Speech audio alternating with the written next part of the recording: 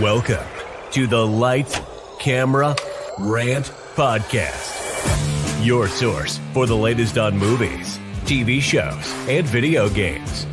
Get ready for ranting, raving, and reviewing. Here is your host, Lee.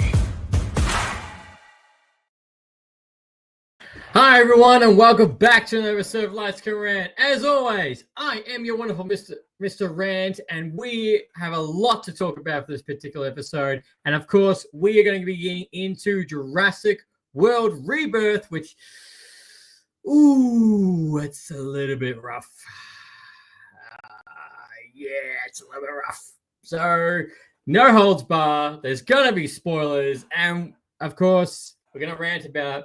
And I'd like to do a big shout out to Mr. Mark My Words for coming past on live on YouTube. As always, if you didn't know that we are live on Facebook, YouTube, and Twitch all at the same time as we're recording, so the fact that we can be closer to you as the audience, all the ranters and rantettes. And I thank you for everyone who listens and everyone who watches every single week as we hit 215 weeks in a row. And we're currently, overall, we're about 7 episodes from hitting 300 episodes of Lights, Camera, Rant, which, goddamn, when I look at that, I'm like, holy fuck.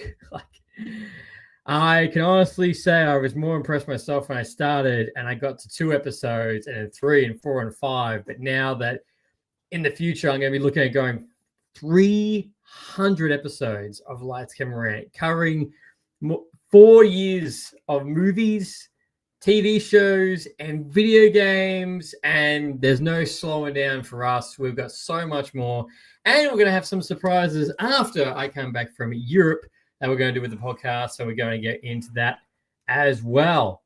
Damn right, Mr. Mark My Words, 300 strong.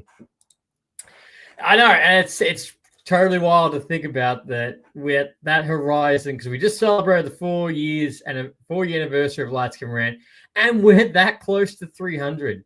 And just think of it, give it another year, that will probably be up to 400. I think I will cry when we hit 500 episodes.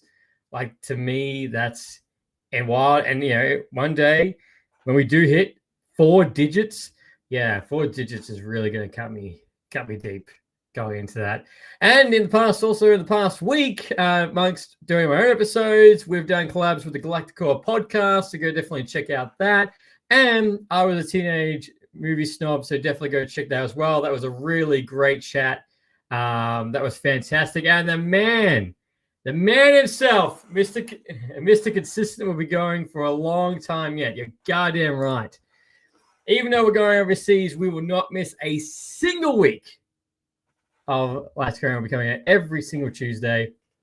Or, as Andy did make out, for time zone, some people will be for their Monday. So, whether what time zone you're in, every Tuesday and every Monday, Lights, Camera, Rant will be coming out, regardless of what your time zone is. But, so we're not going to be slowing down one bit, and it's just wild to think about. But, I was just saying, Andy, that we had a great episode on your podcast. So those 2 episodes from Galacticore podcast and I Was Teenage Movie Star will both be out very shortly, which it's always a good time on Andy, which I'm pretty sure you did confirm I am your highest appeared guest on your podcast. So that is a great achievement. I wear that as a badge of honor. So thank you, good sir. Mr. Galacticore podcast, Andy. The episode drops in 11 minutes, by the way. Well, there you go. As we're recording this, that episode drops in 11 minutes, so definitely go check that out. Always a good time. Potentially the highest. I know. You told me I was the highest. I will share the chat. So you told me I was the highest appeared person on this podcast, as I should be. But no, I will always respond to the invite for you, man. Every single week to come onto your podcast. It doesn't matter. And I appreciate that you've come to my podcast for 11 times, which we figured out the other day, which to me just sounds insane because it doesn't feel like 11 times, but it's always a great time when you jump on. But unfortunately, With this episode, I can't start this off very happily because we've lost a very iconic person for what he's done. Is Julian McMahon, who passed away at the age of 56 due to a battle with cancer. For people who don't know, he was the original Doctor Doom in the 2000 Fantastic Four films, and say what you will about those films, that he was, as Doctor Doom, was one of the best parts, both from the acting, both the how much he hated Reed Richards, and of course, which slowly we're getting back to the point where when we do have these comic book movies, we do get their iconic suits. But regardless of depending how Doctor Doom goes with Robert Downey Jr., you can't deny that his version of Doctor Doom in that suit was fantastic and ripped straight from the pages, straight on the screen, and it was fantastic to see him. It's a darn shame the fact he didn't get a third crack at the character, which would have been fantastic. But hey, no pun intended. But after what happened with the Rise of Silver Surfer, we're kind of understandable why that didn't get a third film. But don't get me wrong, I am still very excited to see Robert Downey Jr. and see his suit given Iron Man and everything else in it. So I'm really excited for that, but I know it's very bit sad to start this episode going into that. But sometimes, your heroes or your villains don't always live forever. But he is getting all the praise for the fantastic he worked, just not on the comic book movies, but of course on the TV shows and his other works that he did. So our thoughts of prayers go out to his friends, his family, and his pets as well. But look, let's get into. I was going to say something a little bit more happier, but when you do crunch numbers, it might not be for some people. Is that we are currently 700 days, which is really depressing to think about. But 700 days until we get Beyond the Spider-Verse to wrap up into the Spider-Verse trilogy, which is insane to think about. The fact that this film is dropping on June the 7th, 2027, when originally we were meant to get this film 1 year later, and it's been pushed back this far. From a movie that it was so fantastic. It was great. Into the Spider-Verse was great. Visually stunning, and then we got the drop saying, hey, you're getting this, and 1 year later, that was great. And then did I say 1 year later? Oh, sorry. What I meant to say was you'll be getting this 3 to 4 years later by the time this drops, because if I check my math onto this, pretty sure, yeah. Yep. No. I will correct myself on that one. Yep. So 2024, 2025, 2026, 2027. So yeah, 3 and a bit years later. Now I know some people won't say that, that's not really a big gap given other films. It's not a big gap. It just gave us such false hope. When you're like, especially after the ending, it was such a cliffhanger ending. Because imagine like Infinity War coming out, you see that ending, and then you go tell, it's 1 year later, and then we go tell, everything's not ready. It's actually going to take 3 years. Imagine if we had to wait 3 years to get the ending of Infinity War to Endgame. Whoa, it would have been a bloody outcry. Andy on YouTube. Mad to think that Across the Spider-Verse was one of the first reviews I did on my show. That's how long it's been. Well, Across the Spider-Verse, which was was 2023. 2023? Yeah. Across the Spider-Verse was 2023 when that popped out, which we did have Why So Serious podcast come on for that.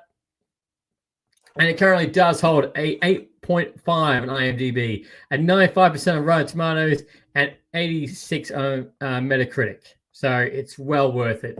That particular, and like there are so many rumors going around for what's going to happen in the next Beyond Spider-Verse, on what cameos, characters that we're going to see. It is rumored that we are going to get the Holy Trinity of Tom Holland, Andrew Garfield and Tobey Maguire appearing in this in some form of fashion, whether or not be an animated or live action.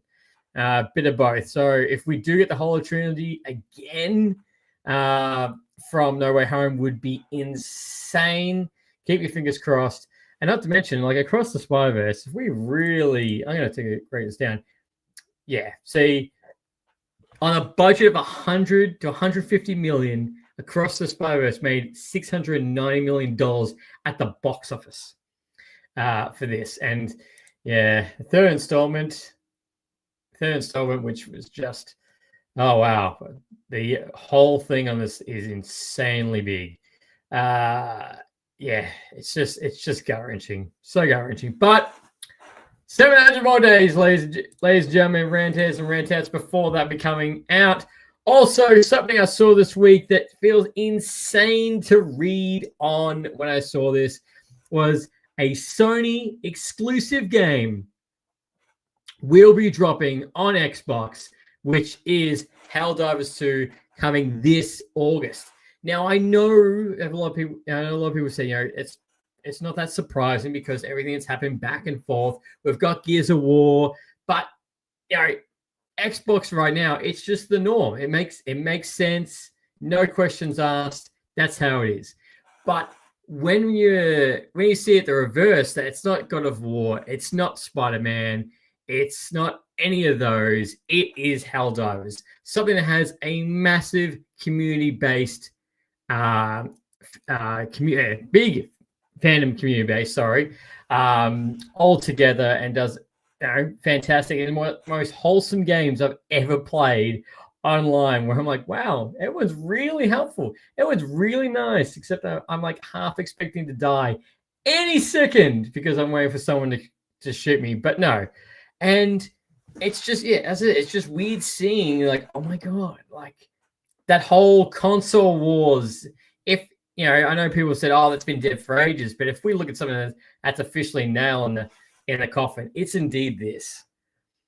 It is the best game to come to Xbox.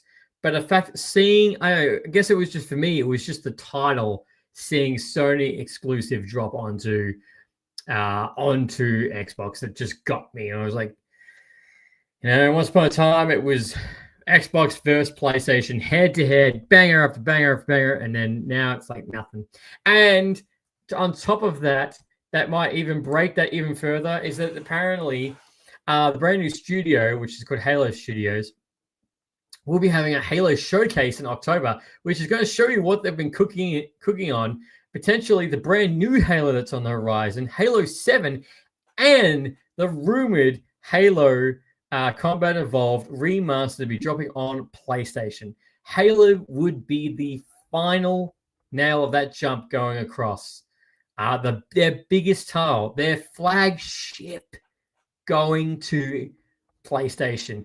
And if you think some people aren't going, who's going to buy a game that's nearly 20 years plus, I'm pretty sure it's 20 years plus now, they're going to pay for it. And if you don't give us the whole trilogy, I will be paying for this game 100% on PlayStation. It's going to feel weird playing it. It's going to be weird seeing the achievement saying PlayStation and all this, but I mean, there's going to be a huge fan base that's going to pick this up. Not to mention, Gears of War drops next month, and that's just the first game. That's remastered.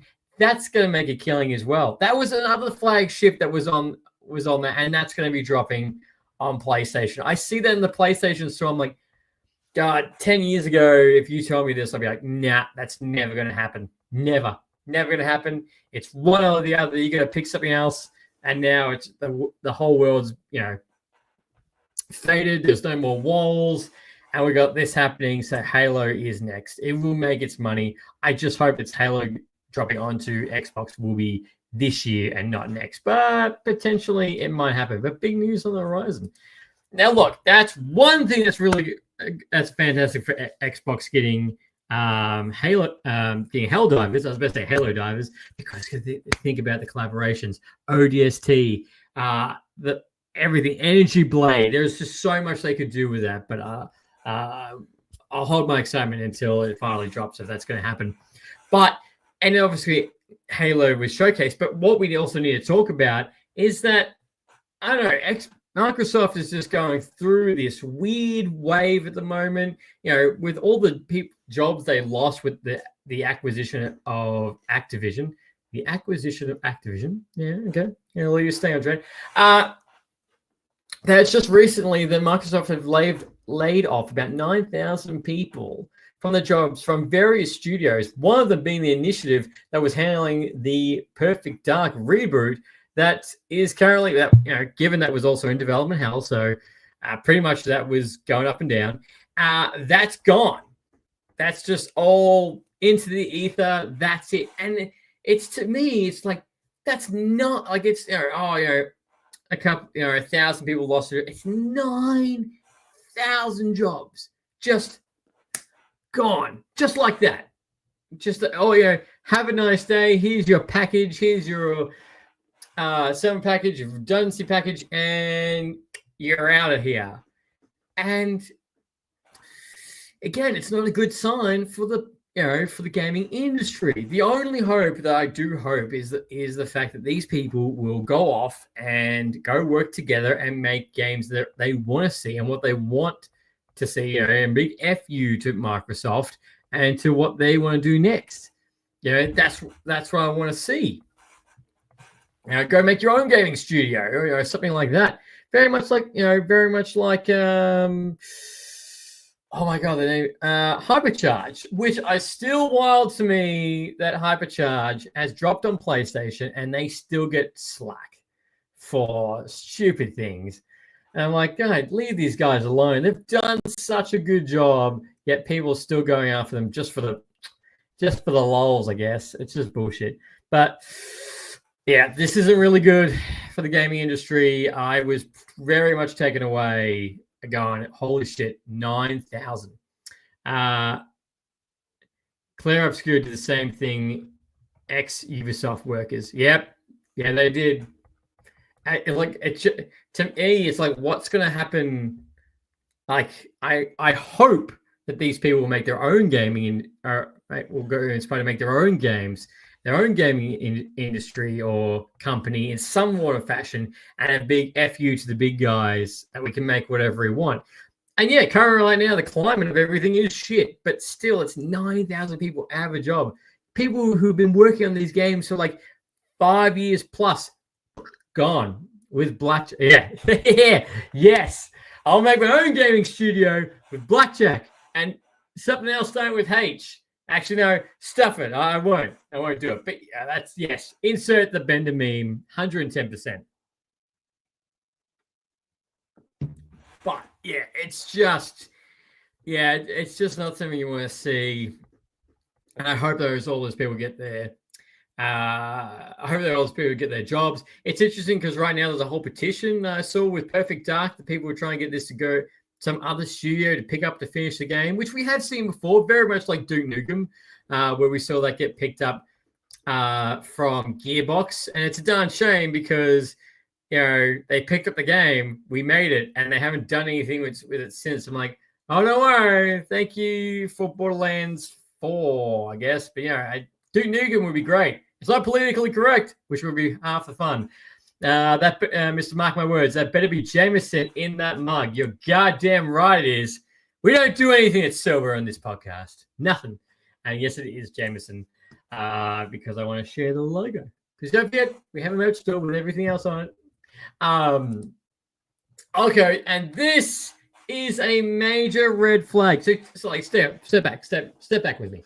So how about you go make a TV show on one of the most critically acclaimed games? All right, Season 1 does fantastic. Becomes one of the best zombie shows ever. Rivaling right there. You make that does fantastic. People are clamoring for Season 2. It does nearly frame for frame on your video game and just enriches the entire universe. You get the best actor,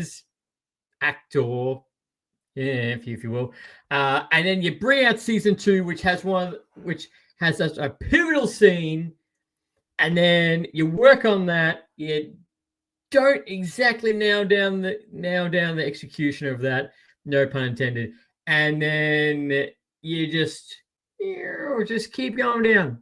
Yeah, keep going down, maybe making some weird choices, and you watch your viewership completely plummet. So what do? Yeah, leave the TV show before season 3 airs. Yes, Neil Gaiman has said on a post that he is leaving The Last of Us season 3. Will not be working on that to focus on the current video games that they're currently working on. And look, I understand the fact that if you want to take and you want to refocus on what the current video game that you're working on, but the hard thing is that it currently looks really bad. The fact that you're leaving when the show is kind of plummeting, because right now, the average fan for The Last of Us, especially someone who's born on the video games and is all that, is not clamoring for season 3 after what happened. Season 3 has to be the final season in this, because I don't see this going to a 4 to a 5 moving forward. And it's not a good sign you're dropping out, especially when you're by the co-creators and you helped with the first season, which was fantastic. Like a full trajectory straight up, and then just almost a step down, then a misstep of plummet going down. And unfortunately, I don't think season 3 is going to live up to that same hype as season 1. It won't live up to the same hype as season 2. And hey, call me wrong if I'm wrong when it drops, and come back to this video and comment your real thoughts on it. But no, right now it just feels like season 3 is just going to wrap this up and wrap up this mess. And unfortunately, it's going to be one of those shows where you go, oh, should I watch The Last of Us? I'm like, yeah, watch season 1 and then just go play the video game. That's about it at the moment. Because I was really disappointed in this. And look, I understand what the fact you got to do. You got to focus on your brand new game because it's a brand new IP. It's what you're working on. It's coming up on the horizon. I fully get that. I understand that where your focus should be. But unfortunately, just the timing isn't right. But is the timing right for a Indiana Jones reboot?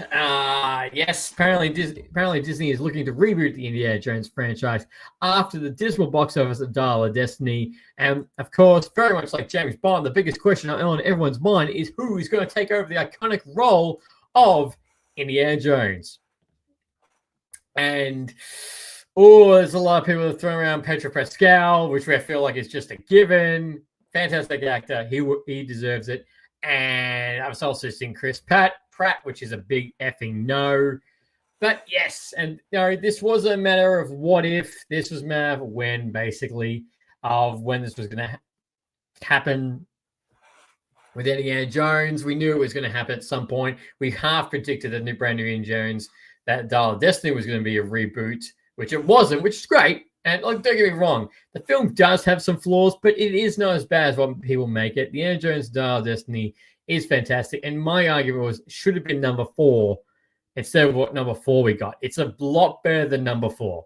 Straight up. And I know people are like, oh, it's got time travel. No. It's a lot better than Aliens, which I fully agree. It's a lot better than Aliens.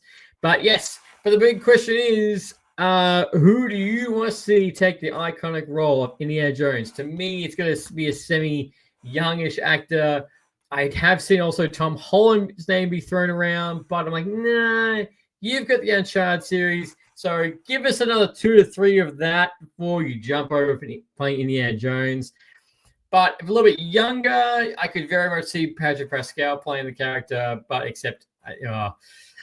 yeah, you could still pump out Indiana Jones film with him, but if you want to build the brand new franchise with somebody, it's going to be a little bit younger, about the same age Harrison Ford was when he took over the iconic role. But yeah, it's coming.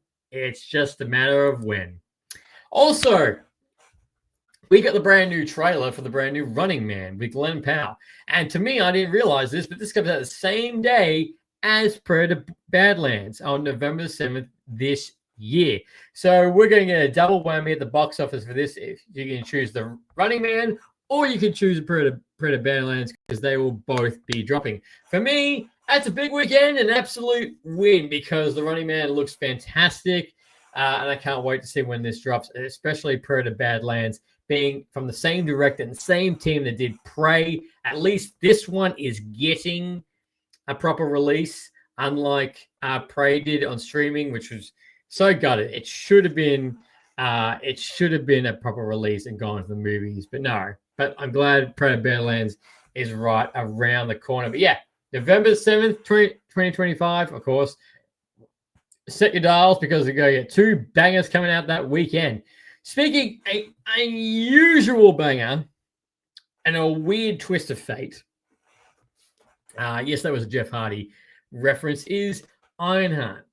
So in the past week, we got the last 3 episodes of Ironheart. Now, my review last week was pretty brutal on it. I was saying I wasn't enjoying it. I'm expecting this to crash and burn, and it was a it was a 2 from me right now.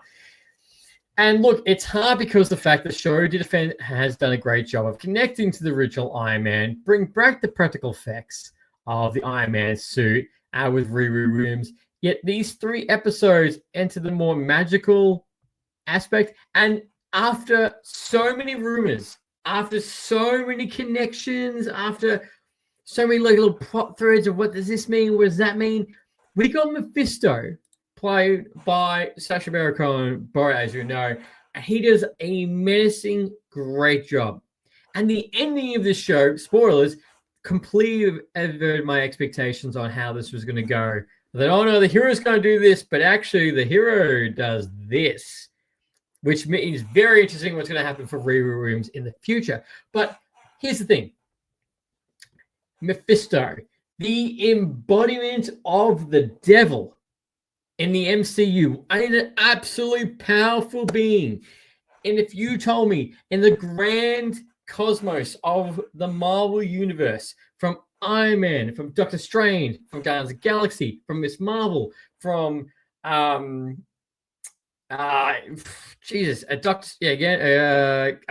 War, to Agatha, all across this, that Ironheart was going to be the show to drop and debut Mephisto. No, I would have not called that at all. There is no way I was like, nah, that's not going to happen. It's going to happen in Doctor Strange 3. It's going to happen in Agatha. It would have made more sense. Mr. Mark my words, I binge watched Ironheart, so 3 out of 4 out of 10. Visually really cool. Storyline meant nothing but Mephisto casting and acting banger. Could not have said it better myself, good man. Cannot. It's the show overall is a 3 or 4, but then you get this in the last episode. I'm like, wow, that just takes it to a 9 for 1 episode. Just straight up. I was just like, when he appeared, I was like, no. They're not going to pull the trigger for this show. They're not really going to pull that, and goddamn, they did. And it wasn't like it was very much like make a deal with the devil aspect. And he was funny. We got to mention about Dormammu, just the way his presence. And it's just, for the casual fan, they go, oh, it's just the devil. But for the comic book fans like us, going, holy shit, what this means. It is a complete holy shit moment for this. And it's a done show. I'm like, God, I kind of wish this came out before Agatha all along, because then that would have spared so many rumors going into Agatha. Like, we would have been disappointed, but it would have been really cool going and go, oh shit, we just got Mephisto. We're just about to get Agatha. What does that mean next? But we didn't. But then what does that mean for Doctor Strange? And one of the best memes I am seeing right now is where he says the line, oh, he doesn't actually say the line of the show, but he's like, I can bring May back. And it's a picture of Tom Holland and Spider-Man suit sitting at the cafe. I'm like, oh shit. Like that would be cool if he was in Spider-Man Brand New Day. That would just chills. But this is the problem that I'm finding with the MCU at the moment. And it's a problem I've had for a little while, and I'm not feeding into those people that are like, oh no, this is going to be happening. This is happening for a while, and this is going on.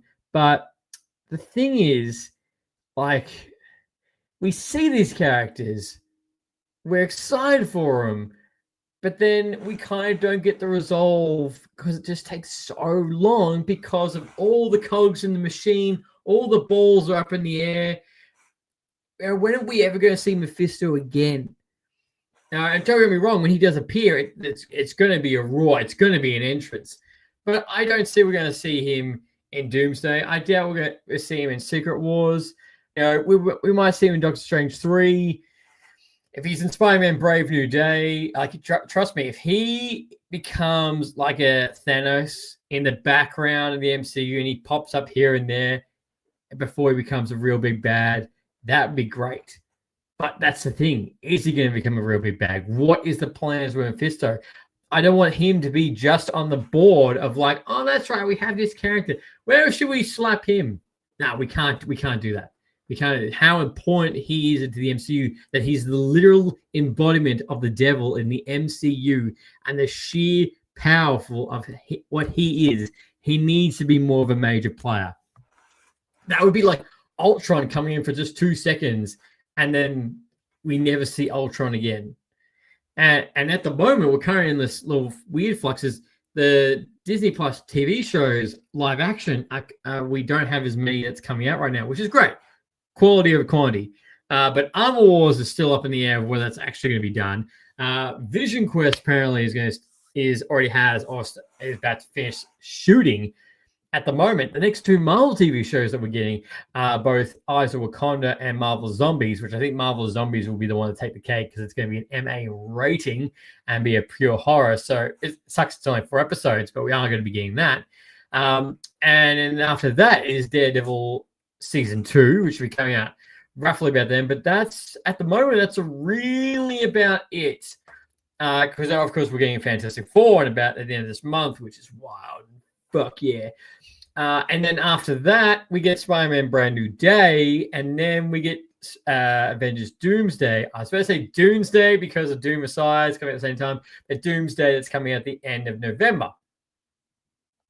So we're getting the breather that we wanted, what we've been clamoring for with the MCU, but my thing is, Mr. Kevin Feige, K-Dog, do not, which I know you got big plans, but let's not sit on Mephisto when you've got Sacha Baron Cohen playing the character.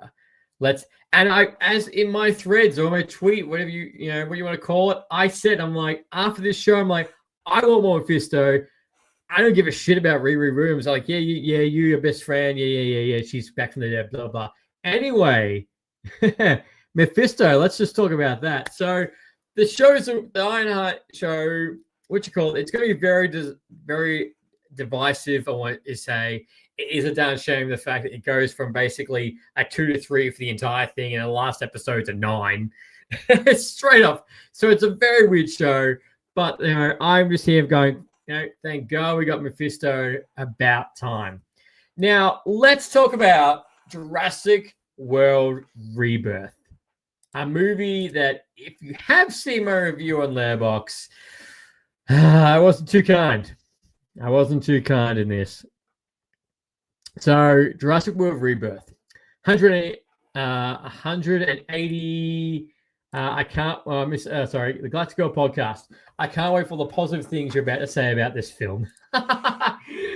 Oh yes, So positive things are limited.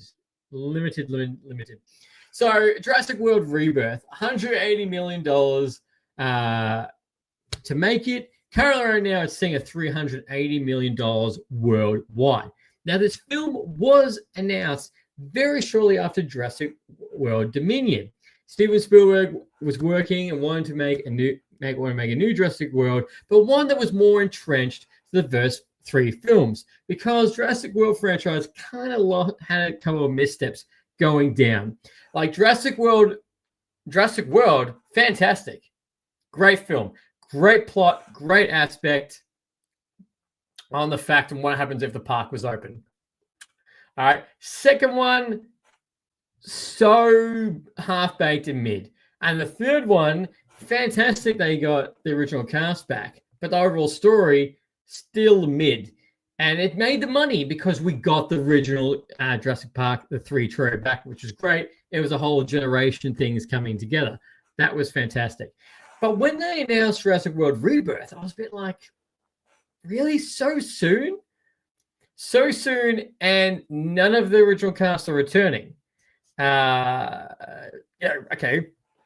That's interesting.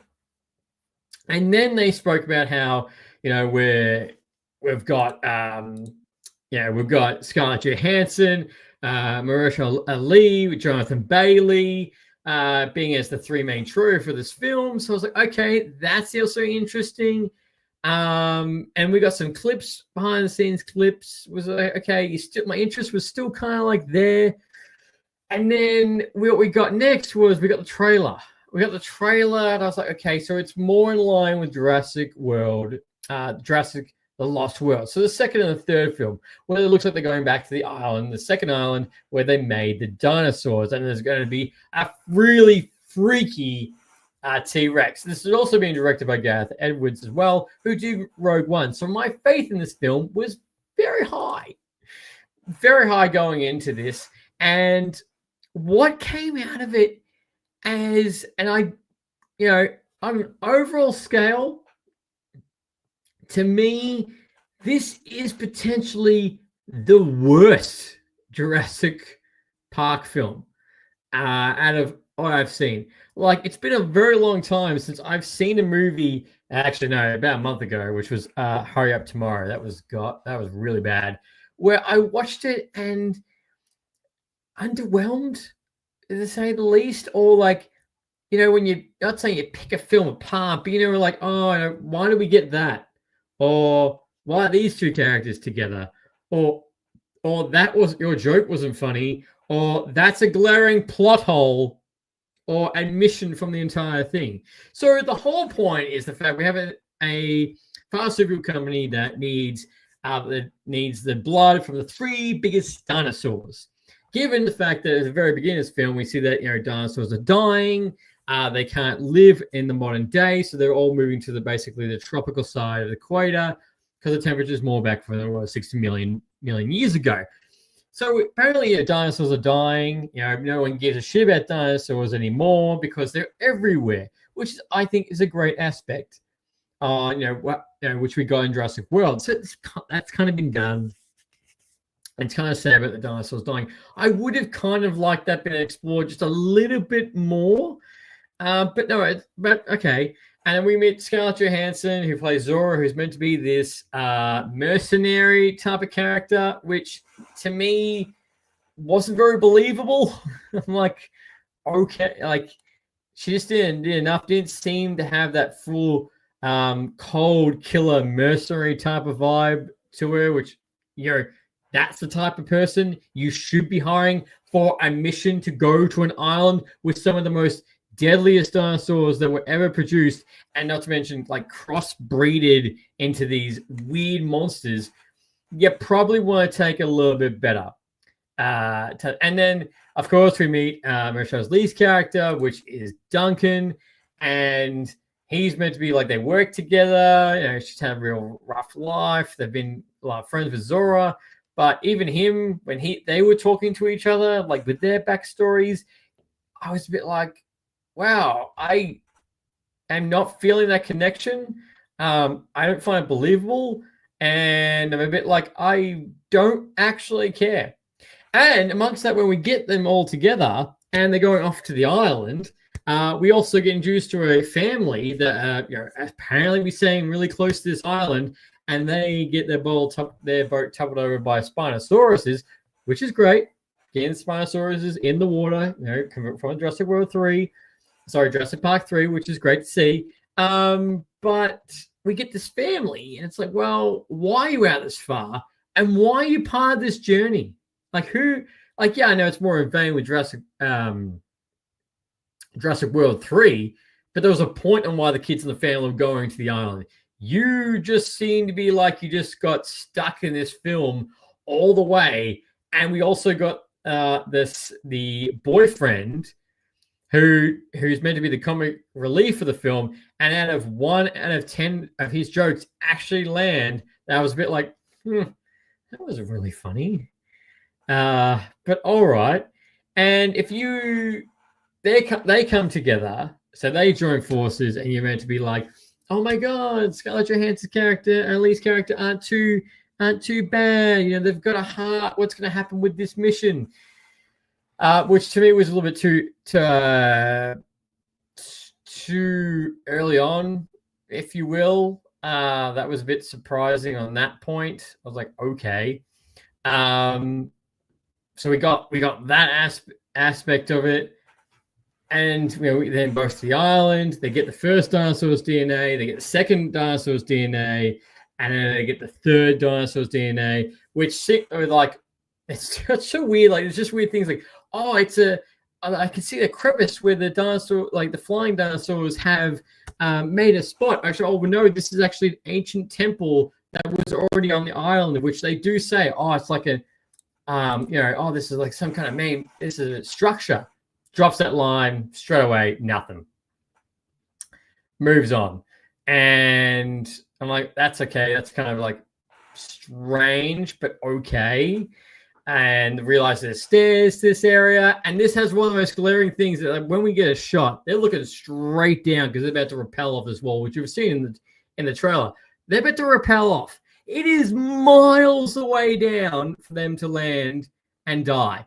And Jonathan Braley's character, Henry, he falls, yet he just falls onto some trees and into the grass and survives. They're like, no, you would be dead, sir, by this height. So that's a glaring factor that was like, okay, I guess.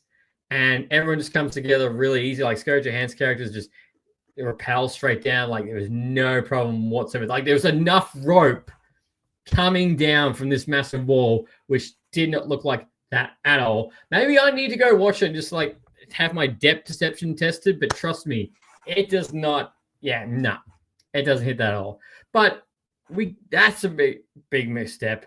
But I forgot to mention before that, when they go see the second dinosaur that we're going to take the blood from, that's a beautiful scene. And so the good thing about this film, which I know I'm ranting really hard onto it, is that the visuals are fantastic. The CGI is solid. You capture the world of these dinosaurs. But one thing which I do find it hard is that you're watching Jurassic Park 1, 2, and 3. These films are like 30 years plus at this point. Yet the dinosaurs look better. The CGI looks better. They all hold up. Like, yes, there's a couple of scenes where it's a little bit funny, but all the dinosaurs look great.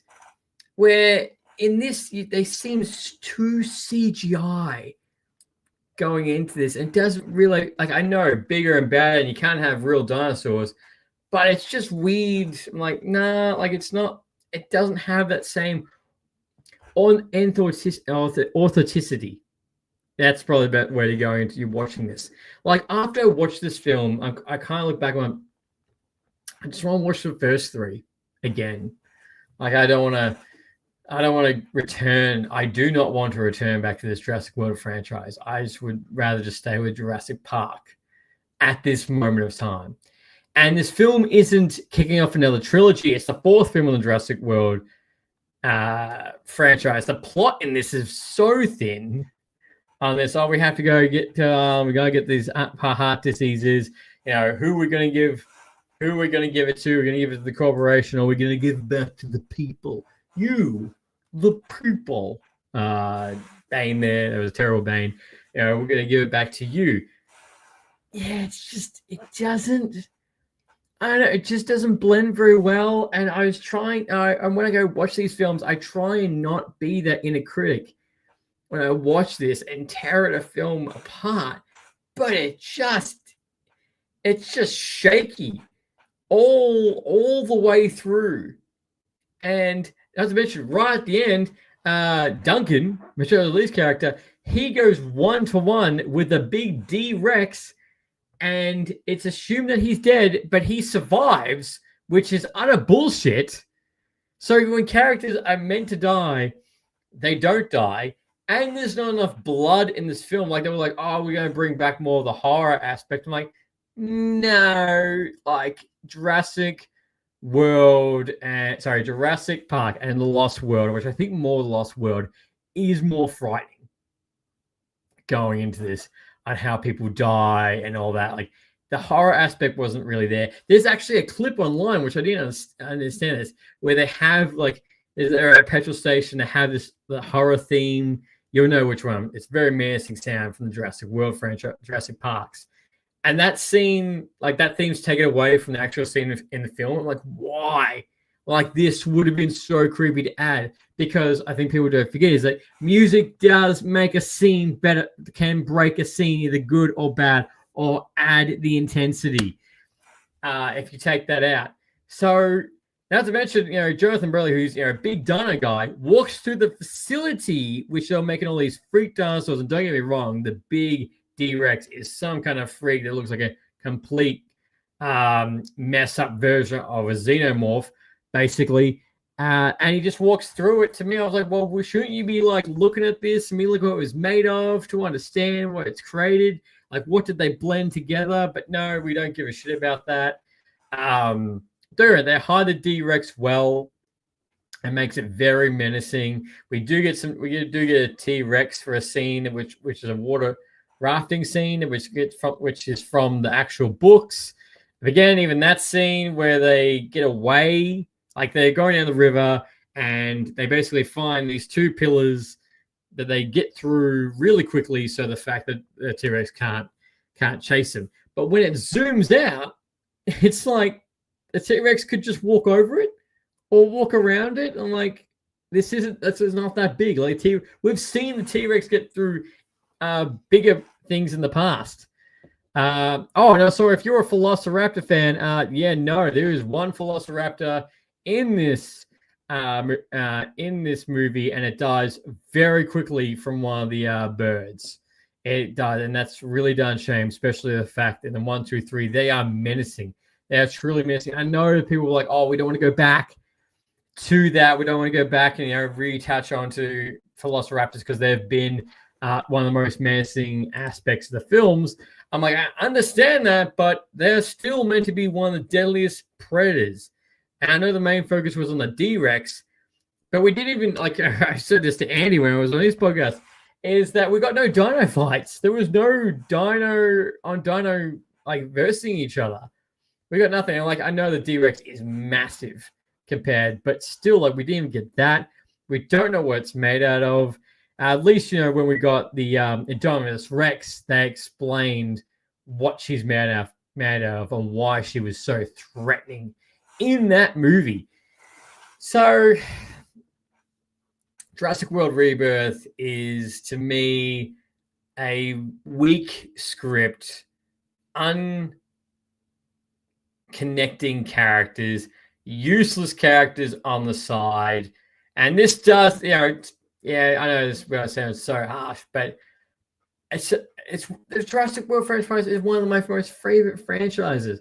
I love the first Jurassic Park. 1, 2, and 3, the original trilogy is great. And people used to say, "Oh, the third one's the worst." Well, move over. This one fits that pocket. It just seems like make it a mercenary team that's going into it. Don't add the family. Make it more threatening. Like, if you're going to really go back onto that horror vibe, make there blood. There's a guy who loses an arm in it, and it's a clean cut and there's no blood. I'm like, okay, that's no. Like, there was people, like dinosaurs ripping people off in the original 3, and there was not a lot of blood, but still like menacing the fact that you died by that dino. But this doesn't hit that vibe at all. I don't know, and it's a darn shame because we're heading into the summer blockbusters with this kicking off with Superman and Fantastic Four, and this is going to make the money. But this is not a film I'm going to go back to anytime soon. This isn't a film like I will go back to 1, 2, 3, and 4.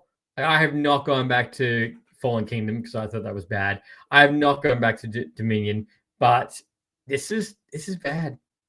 This has just got bad all over, or just a mesh up together, which is wild to me, especially when you have this type of cast. You have Steven Spielberg behind it. You had Gareth Edwards. It's almost like someone put all the right ingredients into a shaker and then spilt it at the last second and then just grabbed what was ever on the table to try and finish it off.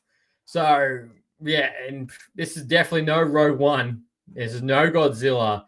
This is just, you're there for the dinosaurs and nothing more. I'm straight up, you're there for the dinosaurs and nothing more. This, again, it's going to make its money, but I do hope the next two films on the list, Superman and Fantastic Four, will be a lot better. I have my fingers crossed for this. I hope they're going to be a lot better because, yeah, goddamn, it's just a shame. It really is. And I know some people say it's fantastic. I know some people really loved it. To me, I honestly, I don't know if I'm looking at this through a different lens, and maybe I'm enjoying it for what it is. But when I look at it, I'm like, these all stand out really a lot to me. I'm just like, I'm not gelling with it. I went in this film. It's strange because like this isn't a film that I went in going, I'm gonna hate this like Madam Web, and my feelings were true. It is a bunch of garbage. I went in this with high hopes because of all the elements that were on the table. And then when I saw it, I'm like, wow. So look, if you're a Jurassic Park fan, if you're a Dino fan, go see this film. Take your kids to go see it. They're like dinosaurs. It will capture that magic to the degree, but we're talking like if the Jurassic Park was like a huge canister of magic, this is like you try and get that last drip out of the bottle because it's 40 degrees heat wave and you really want that last drip. That's basically what this film is, and that's all you're going to get out of it. And trust me when I say is I do not want a sequel. I do not want to get another Jurassic Park film after this. Please leave the franchise alone. Let it be dormant for another 65 million years. No, leave it dormant for another 10 years and come back to it. Even longer. This is probably too soon after Dominion. And I know how Universal studios work. Like, we need a sequel now. But, yeah, just leave it. Until you have a better script or something on the table for this to actually work properly and actually recapture the magic to a degree. I'm not saying remake the first one, but do better. do better, because this, Jurassic World Rebirth, 2 stars out of 5, only because there's dinos in it. But trust me when I say this is not something you'll be buying a second ticket for, or you're going to be rushing to get back to it, unfortunately. But there's love to it. So look, ladies and gentlemen, ranters and rantettes, that is my review for Jurassic World Rebirth, which is really a bit harsh, but I'm just conveying exactly what you need to know going into this film. And as always, please let me know what you think about this film, the good, the bad, the dinosaurs, all in between. Leave a comment.